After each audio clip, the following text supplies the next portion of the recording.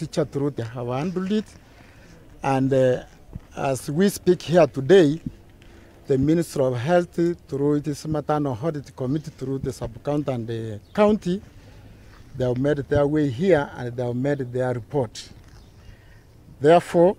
we wanted to first say and wish to pass our heartfelt condolences to the family for the unexpected demise of their loved one, and we pray that God will grant them courage to endure the loss and be with them during these trying moments. We also extend our condolences to Kisii New Life Church, for they have lost one of their foot soldiers in the field of evangelism. Second, we wish to bring to your attention of the public that Nyanchwa Adventist Mission Hospital operates as a level 4 hospital within the laid down regulations and the guidelines from the Ministry of Health. We wish to state that we handle our clients and patients within the framework of the Ministry of Health, and in the event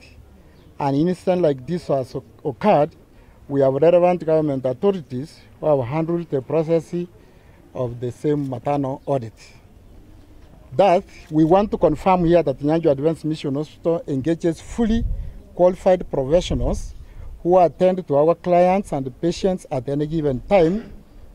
and therefore, the rumors going around in social media that we have unqualified staff attending to our patients is totally regrettable, misplaced, misleading, and spoken out of a lot of ignorance. Note that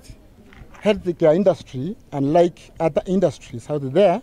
it is highly regulated, and therefore there are no loopholes when it comes to our services and the personnel levels.